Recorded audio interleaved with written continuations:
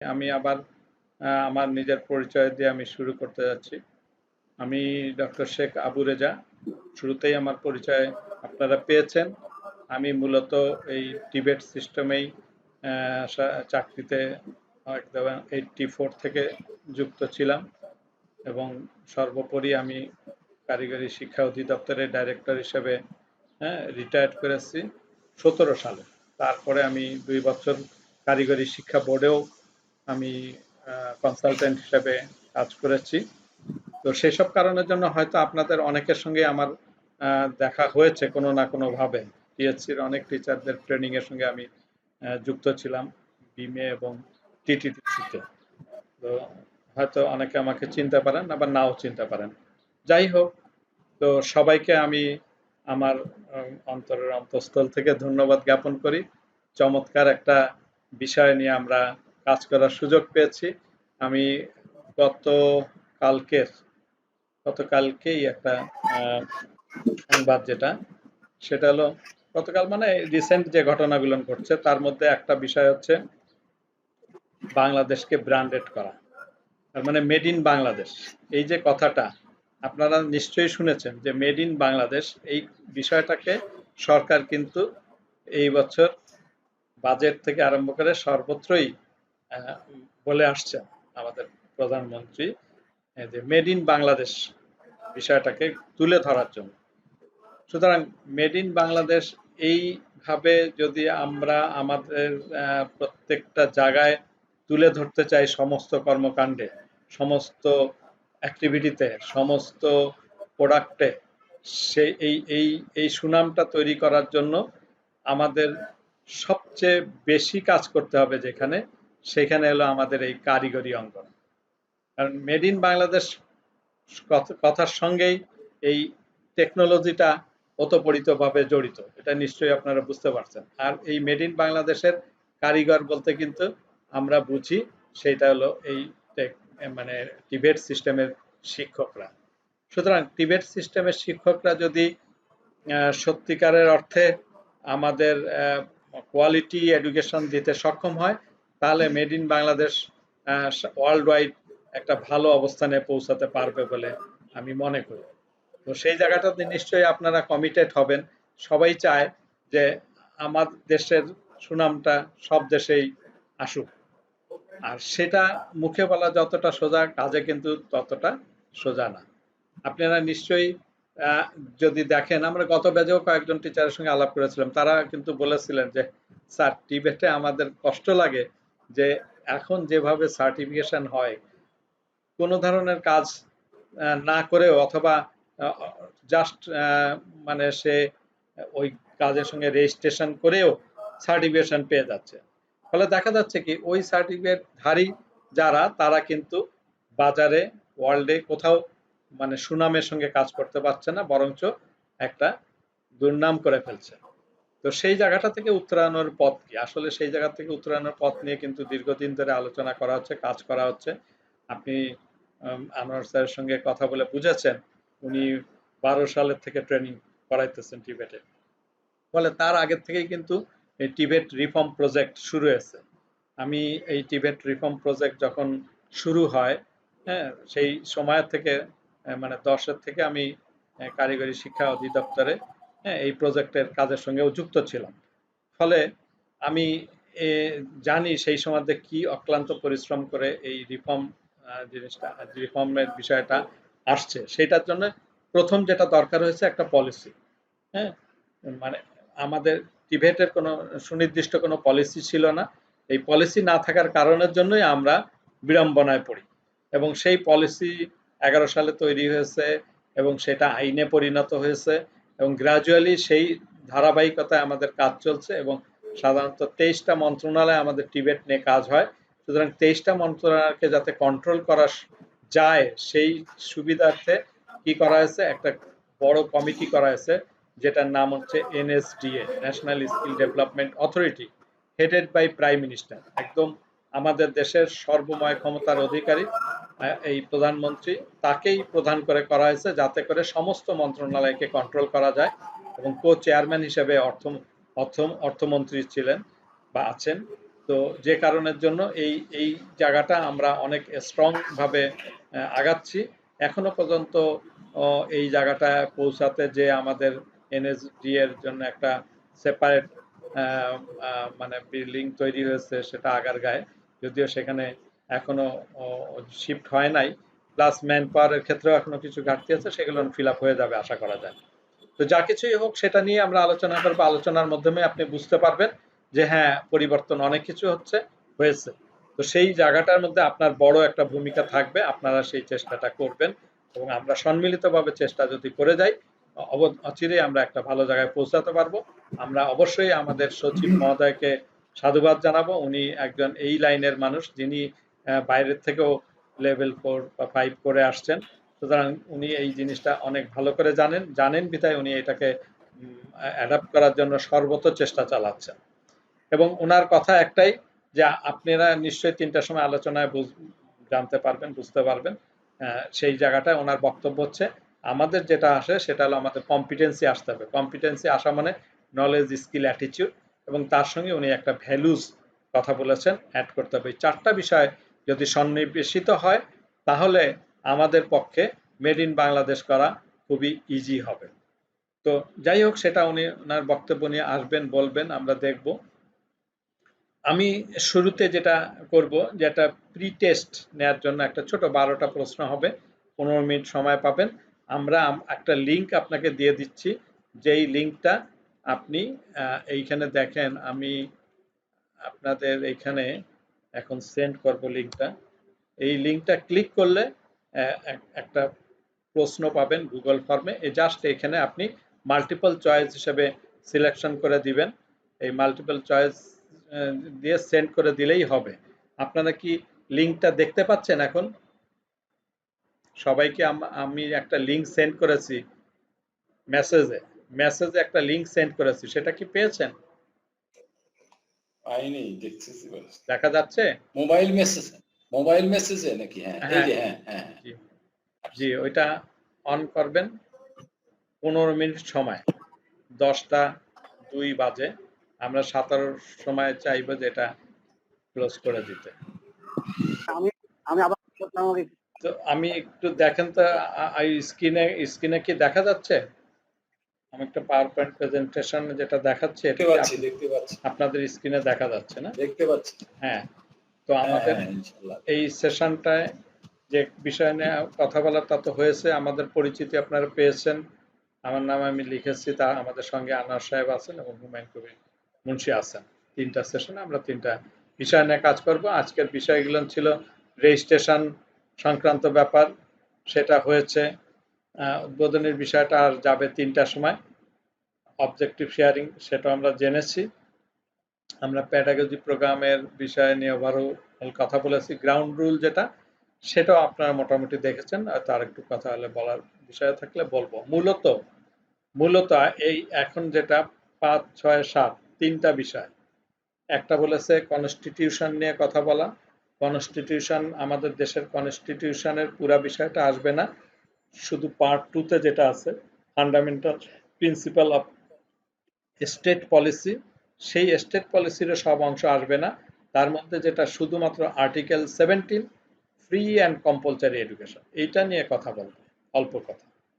SDG নিয়ে কথা বলবো, 8 ইয়ার্স প্ল্যান নিয়ে কথা বলবো। বুঝতে পেরেছেন 3টা বিষয়? আমার কথা কি শোনা যায়? জি স্যার, শোনা যাচ্ছে। জি। তো আমরা 3টা বিষয় নিয়ে কাজ করব। এই কাজটা করার জন্য আমার জন্য যে জিনিসটা আপনাকে ফলো করতে হবে, কারণ এটা তো আপনি বুঝতেই পারছেন যে প্রত্যেকটা এইখানে যে ডিসকাশন হবে, ডিসকাশনের পরেও আপনাদের কাছ থেকে কিছু ফিডব্যাক নেওয়া হবে। সেটা সাধারণত বিভিন্ন প্রশ্ন করে, হ্যাঁ, আমাদের অ্যাসেসমেন্ট হবে, অ্যাসেসমেন্টের মাধ্যমে রিটেন টেস্ট হবে, সেই টেস্টের মাধ্যমেই কিন্তু এটা যাচাই করা হবে। তো আমার যে জায়গাটা, সে জায়গাটা আমাকে খুব কষ্ট পাইতে হবে না। আপনি শুধু যে কাজটা আমার জন্য করবেন সেটা হলো, আপনাদের কাছে প্রত্যেকেরই কাগজ কলম আছে, তাই না? খাতা আছে, একটা খাতা নিতে হবে। খাতা এবং কলম কি আছে সঙ্গে? জি আছে স্যার। জি, দয়া করে একটু আলাদা করে আমি আজকের তারিখটা লেখেন সবাই। আজকের তারিখটা লেখেন, একটা খাতা একটা পেজ বের করে একটা একটা পেজে আপনি আমি যে কটা ক্লাস নিব, ধরেন 10 দিনে 10টা সেশন, 10 দিনে 10টা সেশনের সঙ্গে আপনারা যুক্ত থাকবেন। আমার কথা বুঝতে পেরেছেন? 10 দিনে আমরা 10টা সেশনের সঙ্গে নিয়ে কাজ করব আমি। তো 10টা ক্লাসে কি হবে, হ্যাঁ আপনারা একটু লিখে রাখলে অনেক দেখবেন যে আপনার জন্য অনেক ইজি হবে। পরবর্তীতে যখনই কোনো অ্যাসেসমেন্ট হবে অথবা কোনো টেস্ট হবে, রিটেন টেস্ট হবে, জাস্ট এই যে 10টা কাগজ, সিম্পল 10টা পেজ আপনি ওপেন করলেই, বা 10টা পেজে যে সংক্ষিপ্ত যে কথাগুলো আমি বলে দিব, আমি মেনশন করে দিব যে কোনগুলো আপনাকে প্রস্তুতি নেওয়ার জন্য মনে রাখতে হবে, রাখার চেষ্টা করতে হবে, সেই কথাগুলো আমি বলে দিব। আপনারা দয়া করে সেই কথাটা মার্কিং করে রাখলে আপনি দেখবেন যে আপনার কোনো ধরনের কষ্ট হবে না কাজ করতে। তো সেই শুরুতে যে জন্য আমি বললাম যে আজকের তারিখ দেন, যে আজকের তারিখ খেয়াল আছে কত? 21/6/2011। হ্যাঁ, আপনি আমার নামটা খালি লিখে রাখেন যে সেশন 1, 1 নম্বর সেশন। আমি সাধারণত 2 নম্বর সেশনটা, মানে 11টা সেশনটাই নিব, প্রথম দিন খালি 1 নম্বর সেশন নিয়েছি। তো আপনারা এটা খেয়াল রাখেন। তার মধ্যে আমি বলে দিয়েছি আপনাকে 3টা পয়েন্ট, 3টা জিনিস আপনাকে খেয়াল রাখতে হবে। আপনি লিখেন এখানে 5 নাম্বার দিয়ে লেখেন ফ্রি অ্যান্ড কম্পালসারি এডুকেশন, এই কথাটুকু লেখেন। লিখেছেন 5 নাম্বার দিয়ে ফ্রি অ্যান্ড কম্পালসারি এডুকেশন, এই যে এখানে স্ক্রিনে দেখা যায় free and compulsory education, right. 6 নম্বরে লেখেন এসডি, 6 নম্বরে লেখেন এসডিজি। জি, 5 নম্বরে বলেছি ফ্রি অ্যান্ড কম্পালসারি এডুকেশন, মানে বিনা পয়সায় যে লেখাপড়াটা হয়, বাধ্যতামূলক যে লেখাপড়াটা, সেই কথাটা বলা হচ্ছে। আমাদের দেশে বিনা পয়সায় এবং বাধ্যতামূলক যে লেখাপড়া, দুটা ব্যাপার, একটা বিনা পয়সার কথা বলা হয়েছে, আর একটা কিন্তু বাধ্যতামূলক, মানে পড়তেই হবে। কথার কথা যে ক্লাস 5 পর্যন্ত বা ক্লাস 8 পর্যন্ত সবাইকেই পড়তে হবে, এটা বাধ্যতামূলক, এই জন্য কম্পালসারি বলেছে। আবার বলছে তার জন্য টাকা পয়সা দেয়া লাগবে না, ফ্রি। কথাটা কি বুঝতে পেরেছেন? 5 নাম্বারটা লিখতে পেরেছেন কি সবাই? জি। 6 নম্বরে লেখেন এসডিজি, সাস্টেনেবল ডেভেলপমেন্ট গোল, এসডিজি, এই কথাটুকু খালি লেখেন। আর 7 নম্বরে লেখেন 8 5 ইয়ার্স প্ল্যান। তাহলে জাতীয় পর্যায়ে 3টা বিষয় আছে। 6 নম্বরে এসডিজি, 7 নম্বরে 8 5 ইয়ার্স প্ল্যান। 3টা বিষয় থেকে দেখা যাবে 3টা 4টা প্রশ্ন হতে পারে, এর থেকে বেশি হবে না। আমাদের আজকের যে বিষয় কি 7 নম্বরে হলো 8 5 ইয়ার্স প্ল্যান, অষ্টম পঞ্চবার্ষিকী প্ল্যান আমাদের দেশের।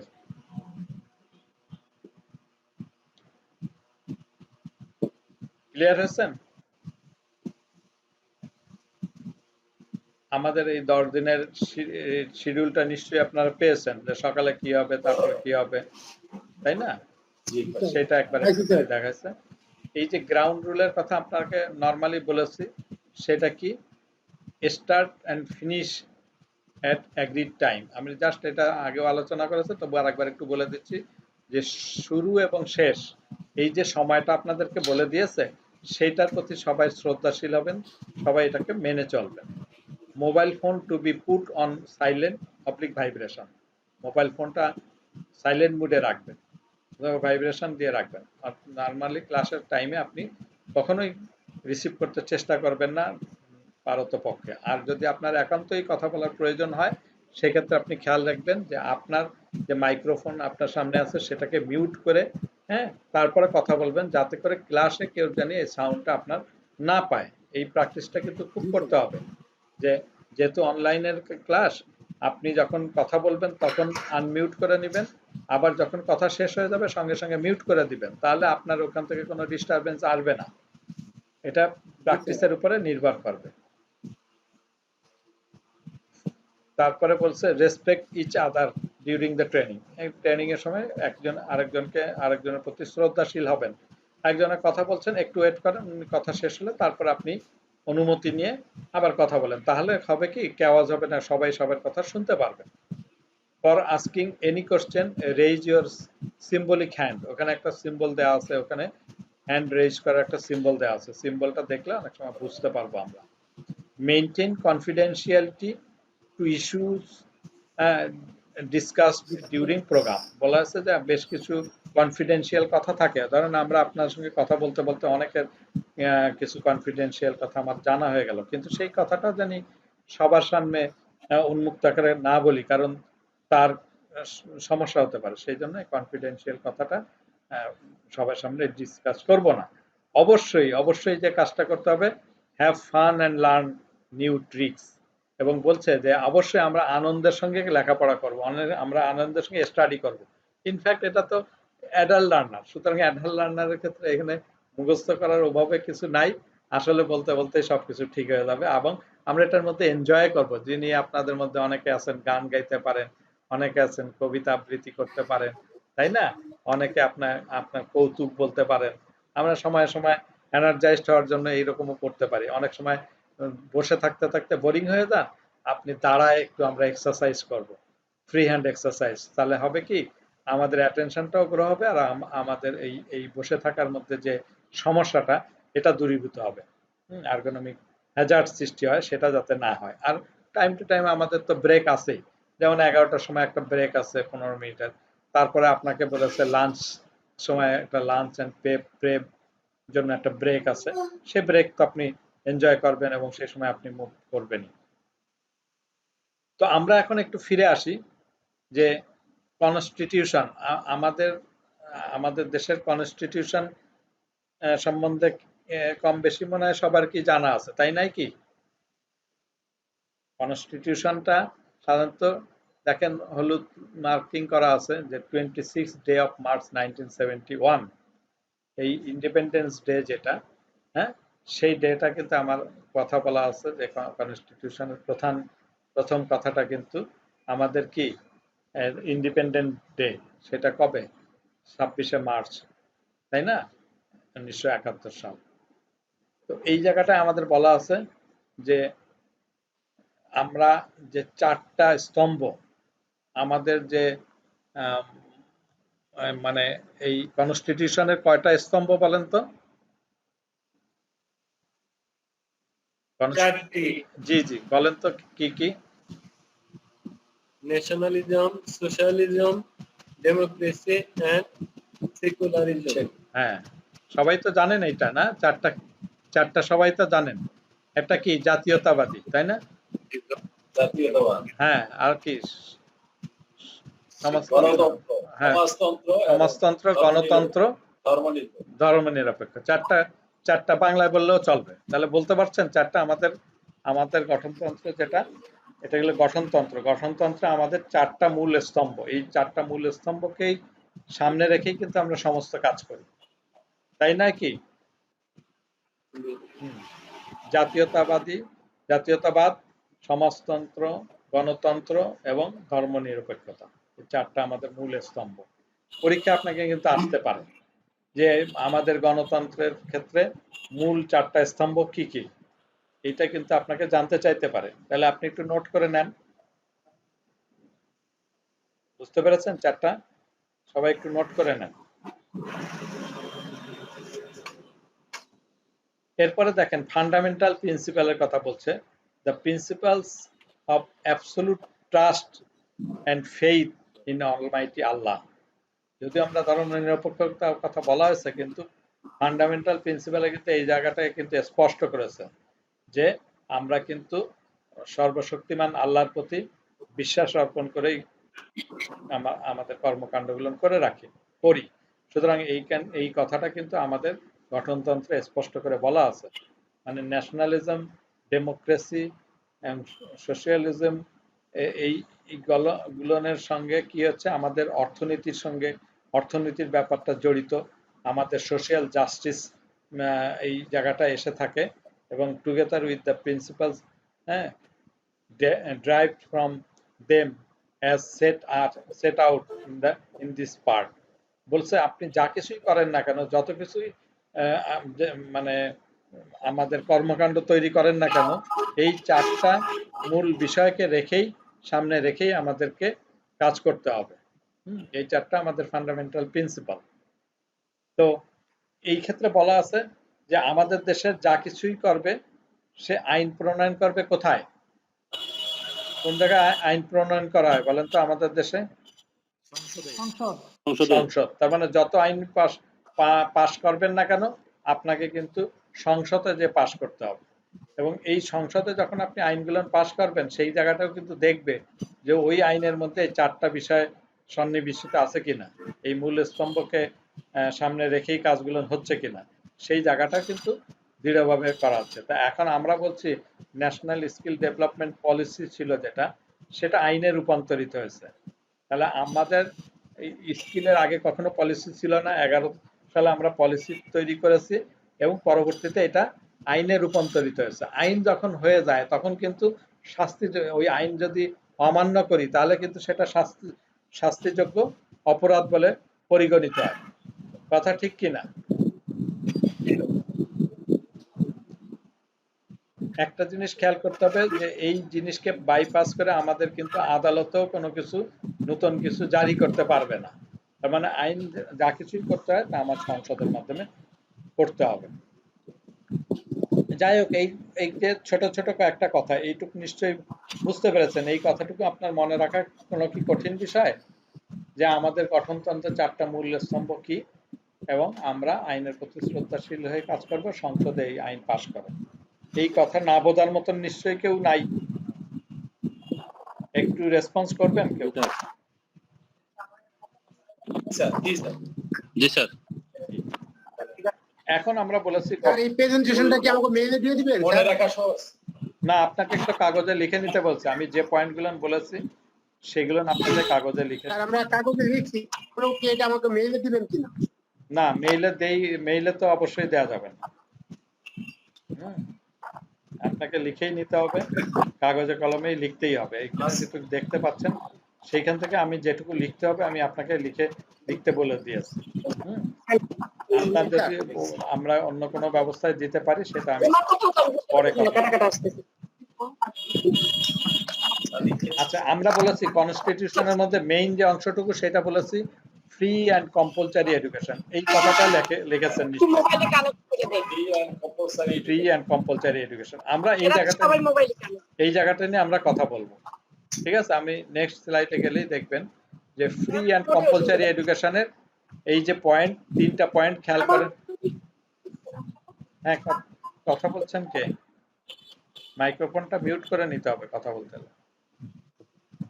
আচ্ছা, দেখেন 3টা মেইন ব্যাপার এখানে বলেছে। পয়েন্ট 3টা দেখেন, এটা কি পড়তে পারেন কেউ স্ক্রিন দেখে? একজন একটু বলেন তো। মোবাইলে পড়া যায় না স্যার, মোবাইলে। The state হ্যাঁ, shall adopt effective measures establishing a uniform mass reinforcement and establishing a uniform হ্যাঁ, and extending free and compulsory education to all children. mass oriented and universal system of আচ্ছা, ঠিক আছে, ঠিক আছে। extending free and compulsory education to all children to such stay as may be determined by law. হ্যাঁ, তাহলে দেখেন বলেছে establishing. আচ্ছা, পড়তে না পারলে শোনেন, আপনি লিখে নেন, আমি পড়ে শোনাচ্ছি। Establishing a uniform mass oriented and universal system of education and extending free and compulsory education to all children to such stage as may be determined by law. আইন দ্বারা কিন্তু এটা সিদ্ধ হয়েছে যে কি, যে যত শিশু আছে, ছেলে বাচ্চা, মানে ছোট শিশু, এই যে শিশু যারা বাংলাদেশে জন্মগ্রহণ করেছে তাদের ক্ষেত্রে লেখাপড়া বাধ্যতামূলক এবং সেই লেখাপড়ার জন্য সরকার সমস্ত খরচ বহন করবে। আপনারা দেখেছেন নিশ্চয়ই যে ফ্রি প্রাইমারি স্কুল আছে না সব জায়গায়? ফ্রি প্রাইমারি স্কুল আপনাদের এলাকায় আছে? ফ্রি প্রাইমারি স্কুল নাই কোনো এরকম জায়গা আছে যে? প্রাক প্রাথমিক বিদ্যালয় জি, সব প্রায় জায়গায় আছে। সব থানায়, সব সব জায়গায় আছে। উপজেলায়, জায়গায় আছে, সমস্ত উপজেলায় সব আপনার জায়গায় আছে, জি সব জায়গায় আছে। কারণ সব জায়গায় আছে। হ্যাঁ, তাহলে এই যে সব জায়গায় কেন আছে, এটা কিন্তু সরকার বাধ্য এই কনস্টিটিউশন অনুযায়ী সব জায়গায়, সমস্ত জায়গায় কিন্তু ছেলেপেলেদের লেখাপড়া করাতে বাধ্য। 100% ছেলেপেলে, যা সে গরিব হোক ধনী হোক, কারণ তাকে তো পয়সা দিতে হচ্ছে না, বিনা পয়সায় সে পড়ছে। এবং জায়গায় জায়গায় এমনও আছে যে স্কুলে গেলে তার খাওয়া দাওয়ার ব্যবস্থাও করেছে। তাহলে এই যে সরকার এই বিষয়টা চালু করেছে, এই বিষয়টা কেন চালু করেছে? এই কনস্টিটিউশনে আছে। কনস্টিটিউশনে এই 17 নম্বর যে আর্টিকেল আপনাকে যেটা বললাম, কনস্টিটিউশনের 17 নম্বর আর্টিকেলে পরিষ্কার করে বলা আছে ফ্রি অ্যান্ড কম্পালসারি এডুকেশন। এবং সেই কারণের জন্য সরকার প্রথম কথা হচ্ছে, 1 নম্বর কথা হচ্ছে সে ইউনিফর্ম মানে সবার জন্য মাস ওরিয়েন্টেড ব্যাপক হারে এবং ইউনিভার্সাল সিস্টেম অফ এডুকেশন, এবং সেটা ইউনিভার্সাল হতে হবে। একজনের জন্য অনেক অনেক ভালো, আরেকজনের জন্য কম ফ্যাসিলিটি, এরকম হলে হবে না। তাহলে প্রথম কথা হচ্ছে যে আমাদের দেশে এই নিয়ম অনুযায়ী আমাদের দেশের সকল শিশুকে, সকল ছেলেদেরকে, সকল ছেলে মেয়েদেরকে ফ্রি এবং কম্পালসারি এডুকেশন দিতে হবে। তাহলে এই কথাটা যদি আপনার কাছে জানতে চায়, তখন কিন্তু আপনি একটা কথা এই সংক্ষেপে বাংলায়ও যদি লেখেন তা লিখতে পারবেন। সেইখানে বলবেন যে আমাদের দেশের সমস্ত শিশু বলতে এখানে ছেলে মেয়ে সবাইকে বোঝাচ্ছে, সব ধরনের ছেলে মেয়েকে বাধ্যতামূলক লেখাপড়া শিখতে হবে এবং সেটা বিনা পয়সায় করতে পারবে। হ্যাঁ, কেউ যদি পয়সা দিয়ে করে দ্যাট ইজ ডিফারেন্ট কেস। জি, সার্বজনীন প্রাথমিক শিক্ষা বলা যাবে? হ্যাঁ সার্বজনীন বলতে পারেন, কোনো সমস্যা নাই। কথা একটাই, কথা একটা হলো ফ্রি এবং কম্পালসারি। সার্বজনীন প্রাথমিক শিক্ষা, জি, তাহলে কারিগরি শিক্ষায় আসে না। সার্বজনীন না প্রাথমিক না না, শিক্ষা। কারিগরি শিক্ষা তো ক্লাস, কারিগরি শিক্ষা তো আরো পরের ব্যাপার। হ্যাঁ কারিগরি শিক্ষা কিন্তু এই এই স্যার, আমার একটা কোশ্চেন ছিল স্যার, জি বলেন। এই শিক্ষাটা কোন লেভেল পর্যন্ত, প্রাইমারি পর্যন্ত নাকি হাই স্কুল পর্যন্ত স্যার? না, এটা আপাতত শোনেন শোনেন, এটা হলো সরকারের সিদ্ধান্ত, গ্রাজুয়ালি হচ্ছে। আপনি হ্যাঁ, কে প্রশ্ন করছেন বলেন, কে বলছেন, জানতে চাচ্ছেন, একটু নামটা বলেন। আমি ইউনুস আলী জি, স্যার মোহাম্মদ বলছিলাম স্যার, মোহাম্মদ ইউনুস ইউনুস আলী স্যার। ইউনুস আলী। জি জি, আপনার কথা হলো, প্রথম কথা আমি হচ্ছে, বলছিলাম, জি হ্যাঁ বলেন। আমার কথাটা হচ্ছিল যে এই কম্পালসারি শিক্ষাটা কোন ক্লাস পর্যন্ত স্যার, বাধ্যতামূলক যেটা হ্যাঁ, প্রথম কথা আপনি, ফ্রি এবং জি জি আমি আপনাকে বলি, সরকারের প্রথম কথা হচ্ছে যে ফ্রি এবং কম্পালসারি এডুকেশন দিতে হবে সমস্ত শিশুদের, এই কথাটা হলো কনস্টিটিউশনে বলা আছে। তার ধারাবাহিকতায় প্রথম যে কাজটা করেছে সরকার, প্রথম দিকে চেষ্টা করেছে যে ক্লাস 5 পর্যন্ত সবাইকে এই সুযোগটা দিয়েছে, ছেলে মেয়ে সবাইকে। তারপরে কিন্তু গ্রাজুয়ালি সেটা বাড়ানোর চেষ্টা করছে। এবং আপনি দেখেন আস্তে আস্তে মেয়েদেরকে কিন্তু এখন ক্লাস 12 পর্যন্ত ফ্রি পড়াচ্ছে না কি? তাহলে প্রথম কথা হচ্ছে ক্লাস 5, তারপর হলো ক্লাস 8। এখন ডিগ্রি পর্যন্ত, জি এখন ডিগ্রি পর্যন্ত, ডিগ্রি পর্যন্ত। হ্যাঁ, তাহলে এইটার কোনো লিমিটেশন নাই যে কোন পর্যন্ত পড়াবে, তাই সরকার যতটুকু পারে সেটা করাবে। এবং সেই ধারাবাহিকতায় প্রথমে যেটা আপনি বললাম যে আপনাকে দেখেন প্রি প্রাইমারি স্কুল মানে ক্লাস 5 পর্যন্ত এখন সবাইকে পড়ায়, তাই না? আপনি 5 এর পরে কি হচ্ছে, 5 এর পরে দেখেন সব জায়গায় কিন্তু হয়তো ফ্রি নাই, আছে কি 6 7 সব জায়গায় আছে, কিন্তু ফ্রি প্রাইমারি কিন্তু আছে। জি।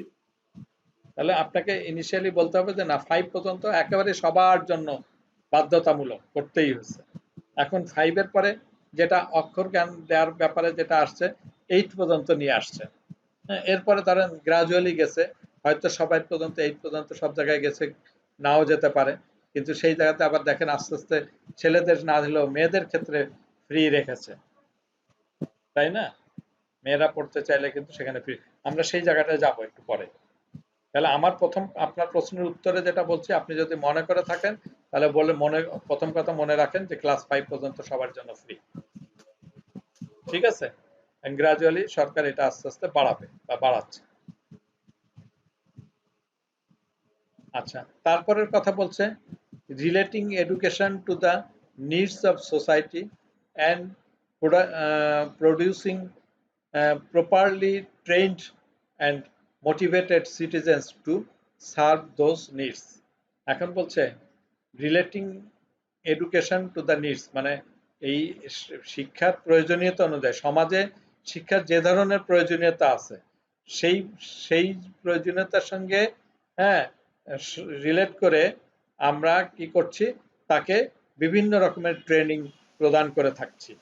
অর্থাৎ বলছে যে আপনি লেখাপড়া শিখছেন, ক্লাস 5 পর্যন্ত পড়ার পরে সে হয়তো কিছু টেকনিক্যাল কাজ শেখার জন্য কাজ করতেছে, কিছু হাতে কলমে কাজ শিখতেছে, কিছু সেলাইয়ের কাজ শিখতেছে। হ্যাঁ, কিন্তু আমাদের একটা জায়গায় বলা আছে যে আমার কিন্তু 8 পাস না করলে আমরা স্কিল অ্যাক্টিভিটিতে লেভেল 1 এ ঢুকাতে পারবো না। সেই জায়গা থেকে, সেই পয়েন্ট অফ ভিউতে কিন্তু আপনাকে 8 পর্যন্ত পাস করতেই হবে এনি হাউ। তো আমরা সেই জায়গাটাও নিয়ে যাচ্ছি যে ক্লাস 5 এর পরে ক্লাস 8 পর্যন্ত ফ্রি করানো হচ্ছে। হ্যাঁ, তো এখন বলছে যে ঠিক আছে, আপনি কথার কথা একটা জায়গায় যে দেখা গেল আপনি ক্লাস 5 পড়ার পরে সংসারে আপনার সংসারে তাকে কিছু সহযোগিতা করার দরকার হচ্ছে। সে কি করছে, সে কিছু সামাজিক কাজ মানে কিছু টেকনিক্যাল কাজও শিখতেছে, তার পাশাপাশি লেখাপড়াও শিখতেছে। তারা কিছু উপার্জন করতে সক্ষম হচ্ছে। তখন কিছু সেলাইয়ের কাজ করে মহিলারা কিছু পয়সাই উপার্জন করছে।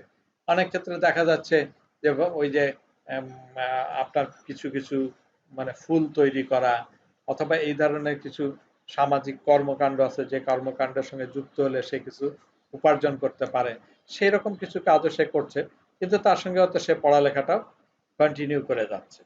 তো এই সমাজের প্রয়োজনীয়তা অনুযায়ী সমাজের জন্য যে ধরনের এডুকেশন দরকার, সমাজে বাস করার জন্য তার যে কারণে এডুকেশন দরকার, সমাজে টিকে থাকার জন্য তার যে ধরনের ট্রেনিং দরকার, সেগুলো না তাকে নিতে হবে বা দিতে হবে। সেই ব্যবস্থাও কিন্তু নন ফর্মাল এডুকেশন, ফর্মাল এডুকেশনের পাশাপাশি নন ফর্মাল এডুকেশন কিন্তু সরকার করে থাকে। তারপরে বলছে removing literacy within such time as may be determined by law. আবার শুধু শিশুদের লেখাপড়া শেখাচ্ছে তা কিন্তু শুধু নয়, একই সঙ্গে বলা হচ্ছে যে লিটারেসি দূর করার জন্য, সাক্ষরতা জ্ঞান দেওয়ার জন্য সারা দেশব্যাপী কিন্তু দেখেন যারা নিরক্ষর ছিল একসময় কিন্তু এই আন্দোলনও চলেছে যে বাসায় কাজের মেয়েরা, ছেলেরা অথবা বয়স্ক লোক আছে যারা লেখাপড়া করে নাই, তাদেরও কিন্তু স্বাক্ষর জ্ঞান দেওয়ার চেষ্টা করা হয়েছে। হয় নাই? বিভিন্ন সময় এরকম প্রজেক্ট নেওয়া হয়েছে সরকার যে সবাইকেই নাম লিখতে শিখতে হবে। সে নাম লেখা, তার মানে বয়স্ক যারা, তাদের ক্ষেত্রেও কিন্তু এই নাম লেখার ব্যবস্থাটা চালু করা হয়েছে। তাহলে তিনটা কথা এখানে বলেছে, সকল শিশুকে কম্পালসারি ফ্রি এবং কম্পালসারি এডুকেশনের ব্যবস্থা করাতে হয়েছে এবং সমাজের প্রয়োজন অনুযায়ী, সামাজিক প্রয়োজন অনুযায়ী বিভিন্ন ধরনের ট্রেনিং এর ব্যবস্থা করা হয়েছে এবং নিরক্ষরতা দূরীকরণের ব্যবস্থা করা হয়েছে। তাহলে ফ্রি অ্যান্ড কম্পালসারি এডুকেশনের মাধ্যমে এই তিনটা বিষয় সংযুক্ত করা হয়েছে। আপনি অ্যাটলিস্ট একটা বিষয়ে আপনাকে বলতেই হবে, তিনটা যদি আপনি নাও বলতে পারেন একটা অন্তত বলবেনই যে হ্যাঁ, সবার জন্য বাধ্যতামূলক শিক্ষা ক্লাস 5 পর্যন্ত করা হয়েছে এবং সেই অনুযায়ী সমস্ত এলাকায় ফ্রি প্রাইমারি স্কুলের ব্যবস্থা করা হয়েছে। বোঝাতে পেরেছি কথাটা? ঠিক আছে, এইটুকু অল্প করে মনে রাখলেই হবে, আপনার অনেক বেশি মনে রাখার দরকার নেই। আপনি ছোট করে যতটুকু পারেন, আপনি তিনটা না পারেন একটা কথা জানিয়ে লিখতেও পারেন, সেইটুকু আপনাকে খেয়াল রাখতে হবে। আমরা ফিরে যাই এসডিজির কথায়। এই যে এই মাঝখানে লেখা আছে সাস্টেনেবল ডেভেলপমেন্ট গোল। সাস্টেনেবল বলতে কি বোঝায় বলতে পারবেন কেউ? টেকসই। ঠিক আছে, টেকসই অনেক কঠিন বাংলা বললেন, একটু ভালো মানে এমনি একটু বুঝায় বলেন তো একজনে কেউ, যে এইটুকু বলতে সাস্টেন বোঝায়। যেটা লাস্টিং করবে স্যার। না আমার এটা অনেক দিন স্যার, অবস্থান অনেকদিন করবে, টিকে মানে থাকবে। সারা বিশ্বের সাথে চলতে পারবে। টিকে থাকা দীর্ঘমেয়াদী। স্যার সাস্টেনেবল মানে একটা ডেভেলপমেন্ট বা উন্নয়ন আর একটা ডেভেলপমেন্টকে ব্যাহত না করে দীর্ঘদিন যাবত সেটা চলমান থাকবে, এমন অবস্থা কিন্তু। আচ্ছা, ধরেন ধরেন আপনার বাসায় বা আপনার আশেপাশে একজন মানুষ ছোট একটা দোকান দিয়েছে, এই ধরেন মুদির দোকান দিল, আছে না এরকম ছোট দোকান আছে না আশেপাশে আপনার বাসার? আছে কি? জি আছে স্যার। আছে স্যার। গরিব মানুষ, সে একটা দোকান দিল। এখন এই যে দোকানটা সে দিল, এই এই দোকানটা সে যদি কখনো ওর থেকে নিচে না পড়ে যায়, অর্থাৎ সে দোকানের উন্নয়ন ঘটলে আস্তে আস্তে আরো বড় করবে, প্রসারিত হবে। আর যদি প্রসারিত না হয়, যেটুকু আছে তার থেকে জানি নিচে না চলে যায়, অর্থাৎ সে ওইটা দিয়ে সংসার চালাক বা যাই করুক না কেন, যেটুকু বেচা কেনা হচ্ছিল সেই জায়গাটায় যদি সে ধরে রাখতে পারে, দোকানটা যদি নিঃশেষিত না হয়, তাহলে কি হবে? সে কিন্তু সাস্টেন করে গেল। এখন এই সাস্টেন করতে গেলে কি হবে? প্রথম দিকে তাকে যেটুকু ইনকাম করতেছে, পরে হয়তো আরেকটু অন্য কিছু নতুন আইটেম, আপনি ধরেন একটা পুরানো আইটেম সে কিছুদিন চালাইলো, তখন আশেপাশে নতুন আইটেম চলে গেল, তখন আপনার কাছে মানুষ আসলো না, তাহলে কি হলো? সেই দোকান পিছায় যাবে না? সেই দোকান কি চালু থাকবে? সেই দোকানটা কি ধরেন থাকবে না। ন্যাচারালি তাকে টিকে থাকতে গেলে কি হবে? তাকে কিন্তু গ্রাজুয়ালি ওই অন্যদের মানে কম্পেয়ার করে তাকেও নিজেকে উন্নয়ন করতে হবে, যাতে অ্যাটলিস্ট যেই টাকাটা প্রতি সময় সে প্রতিদিন যেটুকু ইনকাম করলে তার সংসার চলতো, সেই জায়গাটা ধরে রাখা। এখানে খুব ভালো করে একটা বোঝার বিষয় আছে যে ধরেন এক সময় 100 টাকা ইনকাম করে হয়তো তার সংসার চলতো, তারপরে খরচ বেড়ে গেছে, তার কারণে 100 টাকা না হয় যদি 150 টাকা না ইনকাম করতে পারে, তাহলে কিন্তু সে দোকানটা ধরে রাখতে পারে না। কথাটা কিন্তু এটাও কিন্তু একটা ব্যাপার। আমি বুঝলাম যে না ঠিক আছে, আমি 100 টাকা ইনকাম করব, এরপরেও 100 টাকা ইনকাম করব, তারপরেও 100 টাকা ইনকাম করব, প্রত্যেক বছর আমি মাসে 100 টাকা, কথার কথা প্রতিদিন 100 টাকা ইনকাম করলে আমি সংসার চালাতাম। কিন্তু 2 বছর পরে তার 100 টাকা ইনকাম করলে সংসার চলবে না। চলবে কি? চলবে বলেন? না, চলবে না। তাহলে কিন্তু সেই না, দোকান চলবে না, দোকান সেই, কারণ আগে একটা জিনিস আইটেম কিনতে একটা দামে, এখন আর সেই দামে সে কিনতে পারে না, তাহলে কিন্তু ওই দোকানটা সাস্টেইন করবে না। তাহলে সাস্টেইন করতে গেলে দুটো ব্যাপার রয়ে গেছে এখানে, তাকে নিজেকে আপডেট করতে হবে এবং ওই সমাজে যতটুকু খরচ বাড়তেছে সেই খরচের সঙ্গে সঙ্গতি রেখে তার ইনকামটাকে যদি বাড়াতে পারে, তাহলে সে জায়গাটা স্থির থাকে। মোট কথা ওই অবস্থানে স্থির থাকে। তাহলে ওই অবস্থানে স্থির থাকতে গেলে আমার যা কিছু করতে হয় সেই কাজটুকু আমি যদি না করতে পারি, তাহলে কিন্তু আমি সাসপেন্ড করলাম।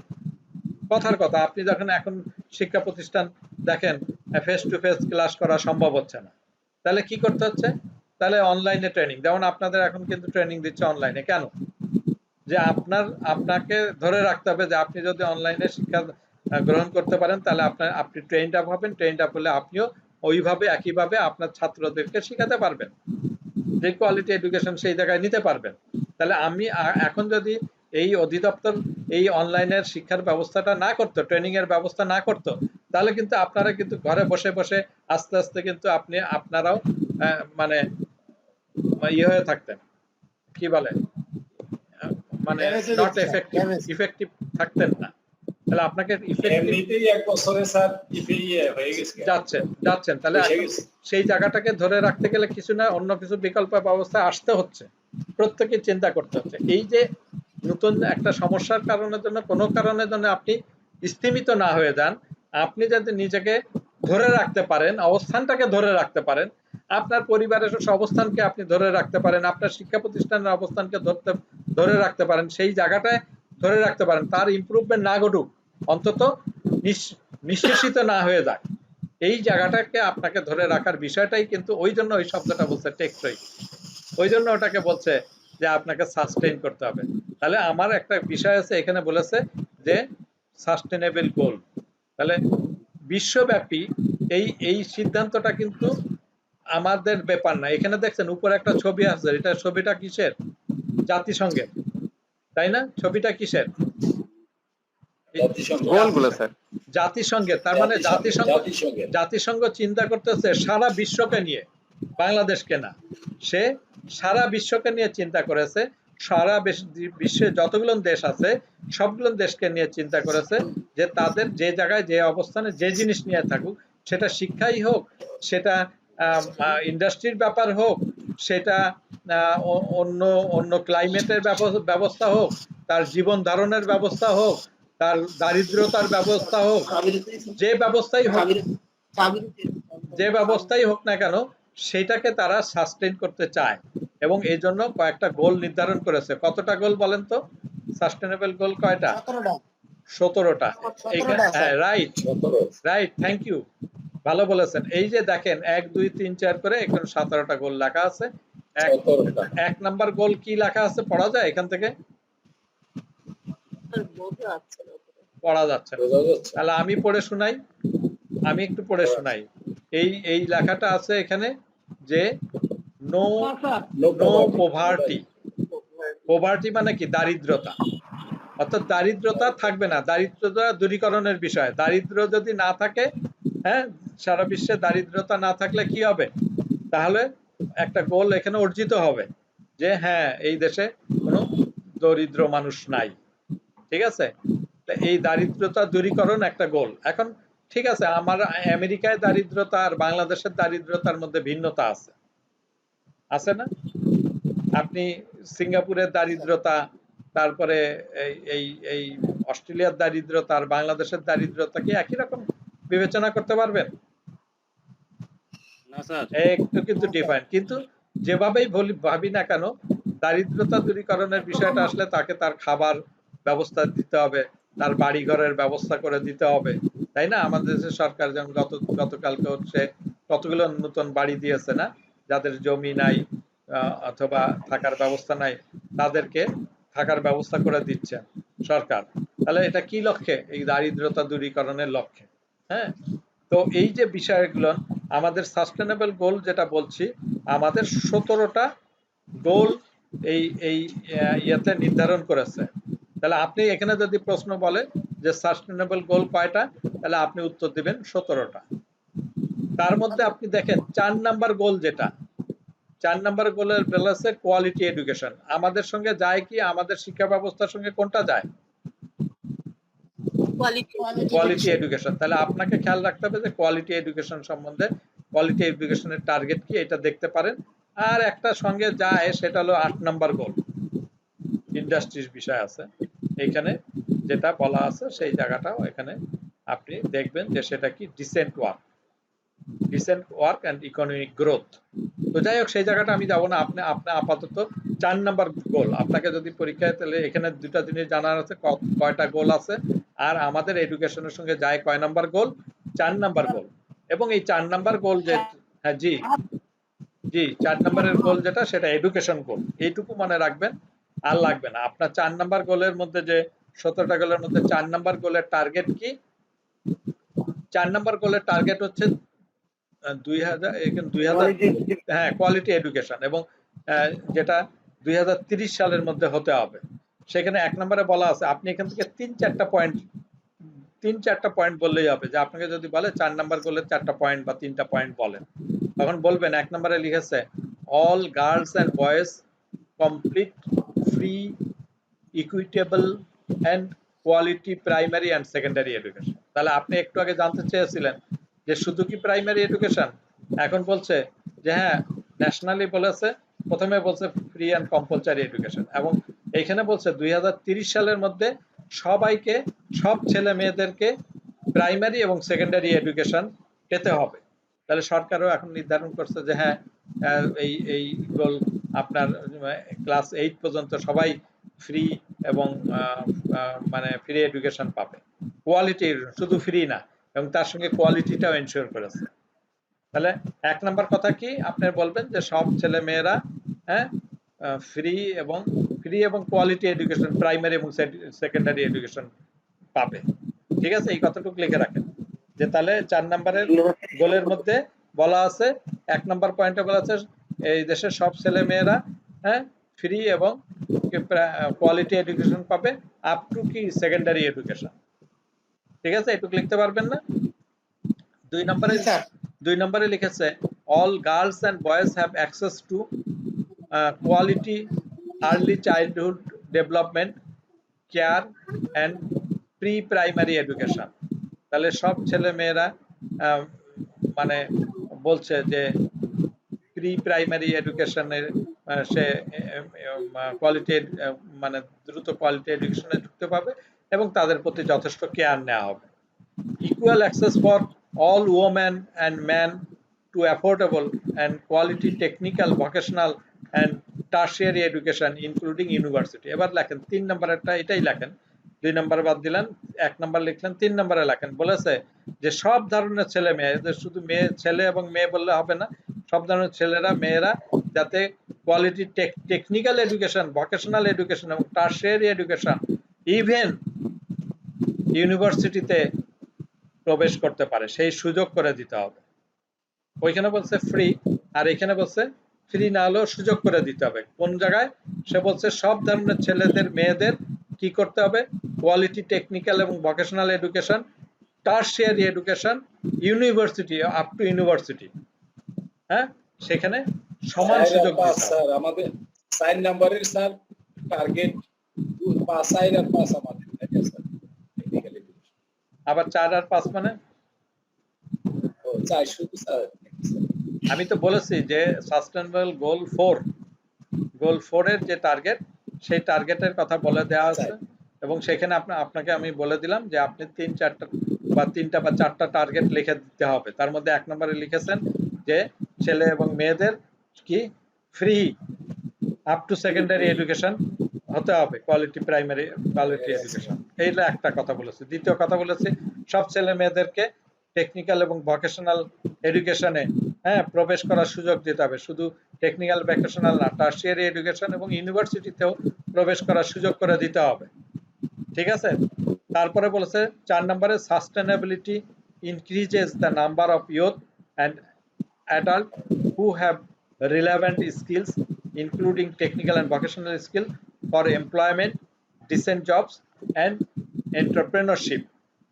যে যা ধীরে ধীরে এটাকে ইনক্রিজ করতে হবে যে ইয়ং ছেলে পেলে দ্বারা তাদেরকে স্কিল ট্রেনিং দিয়ে, ভোকেশনাল ট্রেনিং দিয়ে তাদের জব, ভালো জব এনশিওর করা, এটাও করতে হবে। হ্যাঁ, এইটা বাড়াতে হবে, ইনক্রিজ করতে হবে এই জব পাওয়ার ক্ষেত্রে। মানে ছেলেদের মেয়েদেরকে এই ট্রেনিং দিয়ে, শুধু ট্রেনিং না, ট্রেনিং এর সঙ্গে সঙ্গে জব এনশিওর করতে হবে, এই কথাটা বলেছে। 5 নম্বরে বলেছে কর্মসংস্থানের ব্যবস্থা করতে হবে। কর্মসংস্থানের করতে হবে। Eliminate gender disparities in education and ensure equal access to all levels of education and vocational training for vulnerable, including person with disability,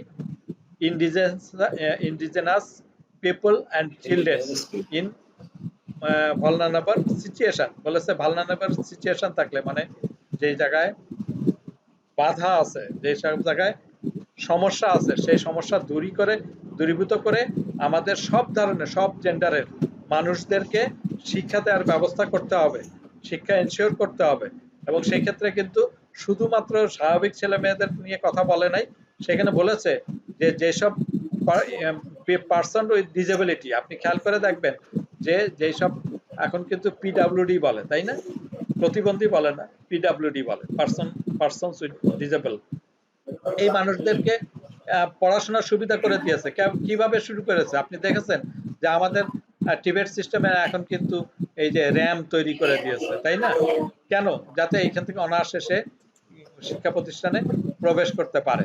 তার সঙ্গে তাকে বলা আছে ব্রেল সিস্টেম ব্যবস্থা রেখেছে, হিয়ারিং এইড রেখেছে, যাদের উঁচু টেবিল চেয়ারের প্রয়োজন আছে সেগুলো দিয়েছে। আমরা ইনক্লুসিভিটিতে এই কথাটা জানতে পারবো। জি বলেন স্যার। ইন্ডিজেনাস পিপল কি স্যার অর্থ? ইন্ডিজেনাস, হ্যাঁ, ইন্ডিজেনাস পিপল বলতে না, আমি বলছি আপনাকে, ইন্ডিজেনাস পিপল বলতে বোঝাচ্ছে যেই সব পিপল গুলো লেখাপড়ার সুযোগ পায় না, হ্যাঁ, দরিদ্র এবং গরিব ঘরের ছেলে পেলে যারা লেখাপড়ার সুযোগ পায় না, কথা বুঝেছেন? অনেক গ্রাম প্রত্যন্ত অঞ্চল আছে না, স্যার এটা জি স্যার প্রত্যন্ত স্যার এটা উপজাতিদেরকে বিশেষভাবে বোঝায় স্যার। না, সেটা শুধু উপজাতি না, শুধু ইন্ডিজিনিয়াস পিপলস। যা আমি তো আপনাকে বললাম যে ঠিক আছে স্যার। প্রত্যন্ত অঞ্চলে গ্রাম থেকে আরম্ভ করে, হ্যাঁ, যে জায়গায় দেখবেন যে মানুষগুলো পড়াশোনার সুযোগ পায় না, অনেক প্রত্যন্ত অঞ্চল আছে, সেই সব জায়গায় দেখবেন জি স্যার। যে তারা কিন্তু পড়াশোনার সুযোগ পাচ্ছে না। হ্যাঁ, সেই জায়গাটার কথা এখানে মেইনলি বলে। আর একটা বড় ব্যাপার কি, এটা আপনি যখন প্রকৃত অর্থে যখন কথার কথা আমি আরেকটু অন্যভাবে বলি, যে ধরেন আমরা যখন সিঙ্গাপুরে কোনো একটা ট্রেনিং হলো, তাহলে সেই সিঙ্গাপুরে ট্রেনিং এ দেখা গেল 10টা দেশের লোক এসে ট্রেনিং দিচ্ছে, তাহলে কি হচ্ছে, 10টা দেশের লোক কিন্তু এক একটা দেশের কিন্তু এক এক ভাষাভাষীর, এক এক কালচারের, তাই না? তাহলে এই যে ভিন্ন ভিন্ন কালচারের, স্বদেশীয় কালচারের লোকগুলো পড়াশোনার সুযোগ যাতে পায়, তাহলে এই জায়গায় যেমন বিদেশে আপনি সিঙ্গাপুরে যেমন 10টা কান্ট্রির লোকজন আলাদা আলাদা, এক একটা কিন্তু এক এক দেশের লোক, তাহলে সেই জায়গায় তারা স্বদেশীয়। আবার আমাদের দেশের কথাও যদি চিন্তা করেন, আমাদের দেশে দেখেন, আপনি যেমন বললেন যে উপজাতীয় লোক আছে, তারপরে আপনি গ্রামের লোক আছে, গরিব লোক আছে, হ্যাঁ, যারা লেখাপড়াতে শিক্ষা থেকে বঞ্চিত, তাদের সবাইকে আপনার পড়াশোনার সুযোগ করে দিতে হবে। এই জায়গাটাকে আপনাকে বলছে ইন্ডিজিনিয়াস লোক। আসলে প্রকৃত অর্থে যদি বলেন, আবিধানিক অর্থে বললে বোঝায় স্বদেশীয় লোক, বুঝতে পেরেছেন? আর বৃহৎ অর্থে বললে আপনি যেটা বললেন যে ঠিক আছে, ভিন্ন ভাষাভাষী লোক যারা আছে, আমাদের এখানে পাহাড়ি এলাকার লোক আছে, এইগুলোকে বেশি উপজাতি লোক বলেন, তারপরে গ্রামের থেকে আসে, সবাইকে ইন্ডিকেট করতেছে। তা আমরা এটুকু থাকি, এর চেয়ে বেশি আরো কয়েকটা পয়েন্ট আছে, আপনারা কেউ জানতে চাইলে আছে আরো 7-8টা পয়েন্ট, 12টা পয়েন্টের মতন, আমরা সবগুলো আলোচনা করি নেই, আমাকে 3-4টা বলেছি, সুতরাং এই 3-4টা যদি আপনি মনে রাখতে পারেন, দ্যাটস এনাফ। ঠিক আছে, আমরা 8 নম্বর গোলেও আছে, আমরা 8 নম্বর গোল নিয়ে আপনাকে কথা বাড়াতে চাইবো না, কারণ এই জায়গাটা একটু মানে এখানে অল্প একটু বলি যে sustain per capital economic growth in accordance with national circumstances, বলছে যে এই জাতীয় যে প্রেক্ষাপট, সেটার প্রেক্ষাপটে আমাদের পার ক্যাপিটা ইনকাম বাড়ানোর ব্যবস্থা করতে হবে। Achieve higher level of economic productivity through ডাইভার্সিফিকেশনের মাধ্যমে আমাদেরকে টেকনোলজিক্যাল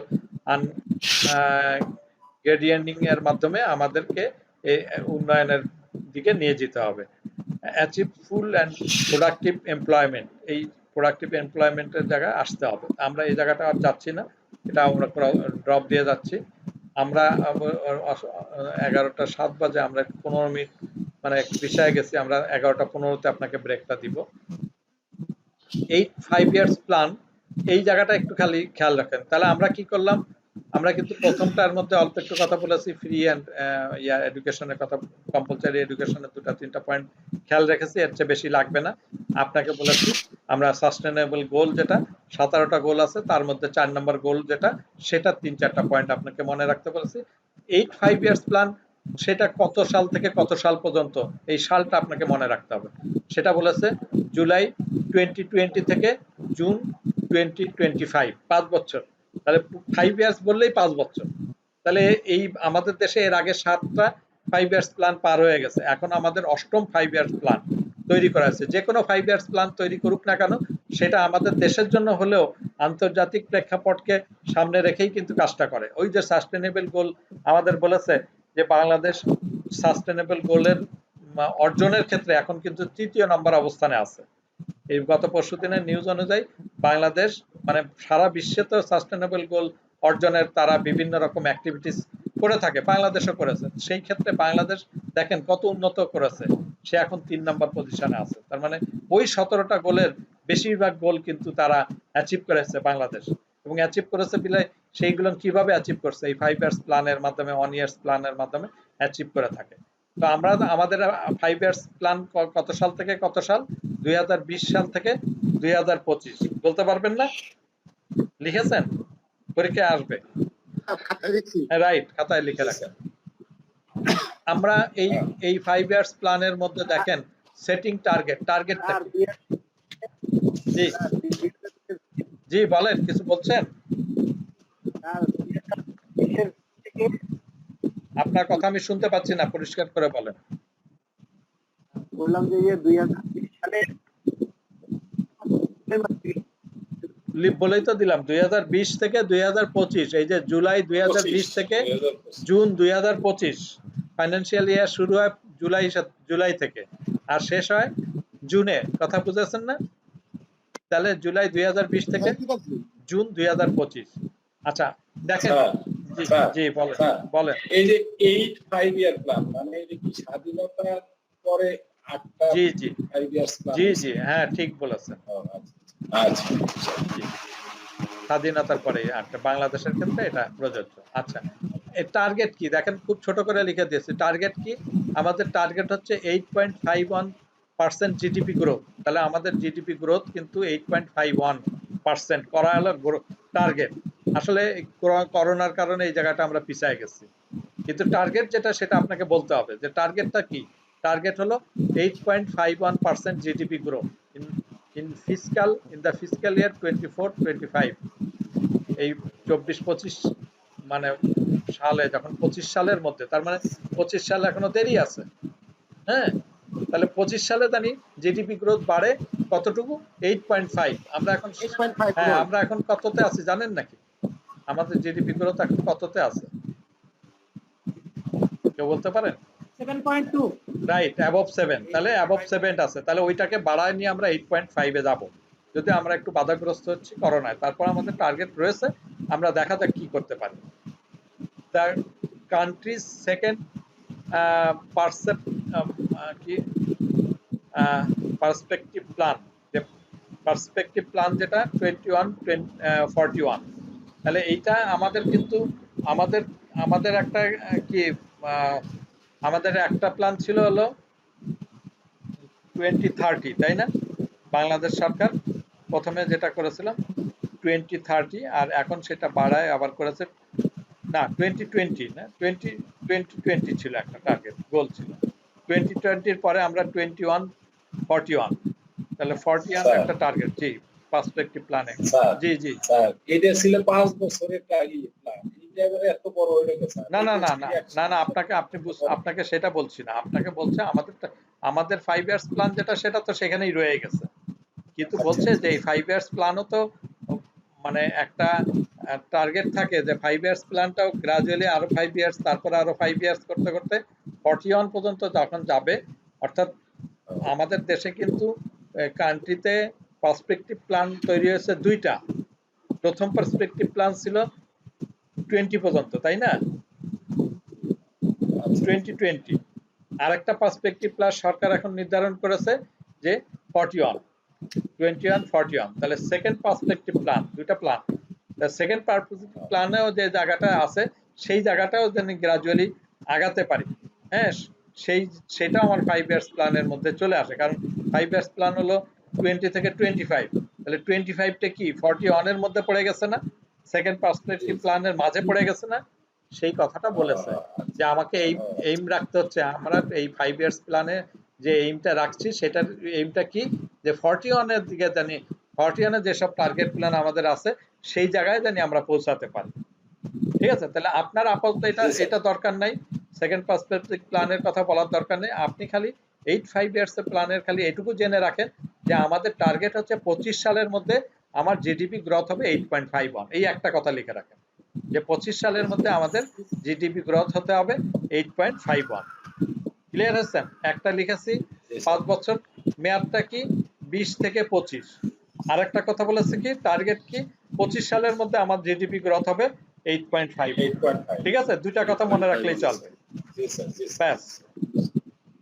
এরপরে আমরা বলেছি 5 ইয়ার্স প্ল্যানের মধ্যে যে ওই যে বললাম যে 41 সালের একটা টার্গেট, সেটা হলো আপার মিডল ইনকাম কান্ট্রি, ইউএমআইসি। কাকে বলছে? ইউএমআইসি, যে আপার মিডল ইনকাম কান্ট্রি। এই জায়গাতে আমাকে পৌঁছাতে হবে 41 এর মধ্যে। Attending major sustainable development goal targets and eliminating extreme poverty by year 31। মানে আমাদের যে দারিদ্রতা, 1 নম্বর যে এসডিজির গোল, সেইটা টার্গেট নিয়েছে যে 31 সালের মধ্যে আমরা সম্পূর্ণ দারিদ্র মুক্ত হয়ে যাব। তাহলে বাংলাদেশ দারিদ্র মুক্ত হওয়ার টার্গেট কবে? 2031 সাল। আর আমরা 41 সালে কোথায় পৌঁছাবো? আমরা মিডল ইনকাম কান্ট্রিতে পৌঁছাতে চাই, আপার মিডল ইনকাম। আমরা তো মিডল ইনকাম কান্ট্রিতে পৌঁছায় গেছি, এখন আমাদের আপার মিডল ইনকাম কান্ট্রিতে পৌঁছাতে হবে 41 এর মধ্যে। আমাদের যদি সামনে গোল না থাকে, ডেস্টিনেশন না থাকে, তাহলে আমরা আগাবো কি করে এই দেশে? এই জন্য এই গোলটা আমাদের থাকতে হবে। বলা হয়েছে যে এই প্ল্যানে দুটা স্ট্র্যাটেজিক প্ল্যান আছে, এটুকু খালি এমনি জেনে রাখেন, এটা আপনাকে আর মুখস্থ রাখতে হবে না। আমরা স্ট্র্যাটেজিক প্ল্যান যে করেছি সেটার কথা বলা আছে যে মানে এই প্ল্যানটা দুইটা মেইন পার্ট, একটা বলেছে স্ট্র্যাটেজিক ডিরেকশন আর একটা বলেছে পলিসি ফ্রেমওয়ার্ক। দুইটা পার্ট, এটা আপনাকে মুখস্থ রাখতে হবে না, মুখস্থ রাখার কাজ শেষ, ওখানে যেটুকু বলার বলে ফেলছি। আর এখন যেটা বলছি যে এই যে আমাদের এই 5 ইয়ার্স প্ল্যান, সেটার মধ্যে দুটা মেইন পার্ট, একটা হলো স্ট্র্যাটেজিক ডিরেকশন আর একটা হচ্ছে পলিসি ফ্রেমওয়ার্ক। স্ট্র্যাটেজিক প্ল্যানের মধ্যে যে জিনিসটা রয়েছে তার সেখানে বলা আছে water, sanitisation and hygiene can be found. তার মানে কি? দেখেন, পানি আমার জীবনের অপর নাম কি? পানি, তাই না? পানির অপর নাম জীবন, জীবনের অপর নাম পানি, তাই না? তাই না? পানির অপর নাম জীবন, ঠিক আছে? তাহলে পানি, বিশুদ্ধ পানি আমাদের দরকার। এখন দেখেন স্যানিটাইজেশন, আগে স্যানিটাইজেশনটা ওভাবে চিন্তা করেন না। দেখেন আগে বলেছে যে বাথরুমে যে তারপরে সাবান দিয়ে হাত ধুইতে হবে ইত্যাদি ইত্যাদি। আর এখন স্যানিটাইজেশন বলছে কন্টিনিউয়াস, কারণ ভাইরাস থেকে আমাদের যে এই করোনা ভাইরাস থেকে মুক্তি পাওয়ার জন্য আমাদের স্যানিটাইজেশন করতেই হবে। হাইজিন, খাবার খাবার খাবার কি হবে? খাবার সবসময় হ্যাঁ হাইজিনাস হতে হবে, ফুডের ব্যাপার। এখানে দেখেন চ্যাপ্টার 4 এ বলছে strategic for agriculture and water resource. আমাদের মানে এগ্রিকালচারে স্বয়ংসম্পূর্ণ হতে হবে, এটা একটা বড় টার্গেট। পানি ম্যানেজমেন্টের কথা বলেছে, লোকাল গভর্নমেন্টের কথা বলেছে, রুরাল ডেভেলপমেন্টের কথা বলেছে, কোঅপারেটিভের কথা বলেছে, হাউজিং অ্যান্ড কমিউনিটি অ্যামেনিটিস এর কথা বলেছে, and health, population and nutrition. এই সব কথাগুলো আমাদের আলটিমেটলি টার্গেট আছে। তার মধ্যে আপনি দেখেছেন বর্তমান সরকার কিন্তু এই যে হাউজিং এর ব্যবস্থাটা কিন্তু করছে, যে গতকালকেও দেখেছেন যে কতগুলো বাড়িঘর বিনা পয়সায় দিয়েছে, এবং সেইগুলো সবাই যাতে এই গরিব মানুষরা পায় সেই ব্যবস্থা করেছে। তো আমি মোটামুটি ভাবে তিনটা জিনিসের মধ্যে হয়তো দুইটা করে প্রশ্ন রেখেছি, আপনি খেয়াল করে দেখবেন, খুব বেশি রাখি নাই। আপনার কনস্টিটিউশনের মধ্যে কি রেখেছি? একটা point, free and compulsory education, তাই না? এই ফ্রি অ্যান্ড কম্পালসারি এডুকেশনের মধ্যে দুইটা লাইন বলবেন। আরেকটা পয়েন্ট করেছে কি? এই এসডিজির গোল কয়টা? 17টা। 4 নাম্বার গোলের মধ্যে 3টা পয়েন্ট খেয়াল রাখবেন, এটুকু বলেছে। 4 নাম্বার গোলের 3টা পয়েন্ট। আর বলেছে কি এই লাস্টে যেটা, সেটা 5 ইয়ার্স প্ল্যান, সেটা কত সাল? 20 থেকে 25, তাই না? তার 20 থেকে 25 এর মধ্যে আমাদের টার্গেট কি? টার্গেট হলো হ্যাঁ জিডিপি নিতে হবে 8.51। আর আমরা আপার মিডল ক্লাসের দিকে যাইতে চাই 41 সালের মধ্যে, তাই না? আপার মিডল ইনকাম কান্ট্রি। ব্যাস, শেষ। এইটা কি আর পড়ার কিছু আছে? মুখস্থ করার কিছু আছে? এটা মনে রাখতে পারবেন না? মনে রাখতে পারবেন তো? কি বলেন? নোট করে রাখছেন? ওই যে কয় জায়গায় লিখে রাখেন, এটা কিন্তু পরীক্ষা আসবে।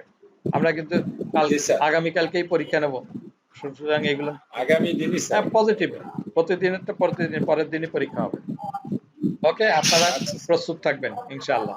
তো আমি আমার সেশনটা মোটামুটি শেষ করেছি, একটু সময় মানে আমার কম পেয়েছিলাম, একদিক বেশি নিয়ে গেছি।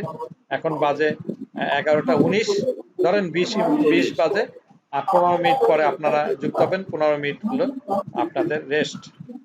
ওকে, আপনার টি ব্রেক, ঠিক আছে?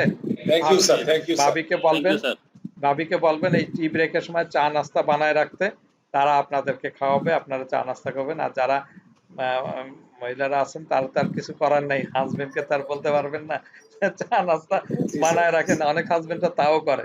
তা আপনারা কষ্ট করে একটু নিজেদের চা নাস্তা গুলো বানায় রাখবেন। আমি সংক্ষিপ্ত সারে কথা বললাম, আপনাদের সঙ্গে আরো ডিটেলস পরিচয় হবে। জি বলেন, বলবেন। ওকে স্যার, বলবেন যে 11টার আগে নাস্তা করতে পারেন রেডি করবেন। হ্যাঁ, ঠিক আছে স্যার। কয়টায় স্যার? এখন থেকে 15 মিনিট ব্রেক। শোনেন, এখন বাজে হলো 11টা 20। 11টা 20 এর পরে 15 মিনিট কত হয়? 35 তাহলে Yes, 35 sir. মিনিট আপনাদের ব্রেক। এখন বসে থাকবেন না কেউ, কারণ মুভমেন্টে থাকতে হবে। Okay. আপনি কিন্তু বসে থাকতে থাকতে আপনার এরগোনমিক হ্যাজার্ডের মধ্যে পড়ে যাবেন। 10 দিন থাকতে হবে, হ্যাঁ? Ergonomic hazard. সুতরাং সুতরাং কেউ বসে থাকবেন না, এবং ক্লাস করার সময়ও কিন্তু আপনি ইচ্ছে করলে দাঁড়ায় মুভমেন্ট করে আপনি তো কথা শুনবেন, দুই এক কথা লিখবেন। সুতরাং আপনাকে খালি বসেই থাকতে হবে, নট নেসেসারি আপনি দাঁড়াতে পারেন, দাঁড়ায় আপনি কথা বলতে পারেন, শুনতে পারেন, সমস্যা নাই, হ্যাঁ? ওকে, থ্যাংক ইউ ভেরি মাচ।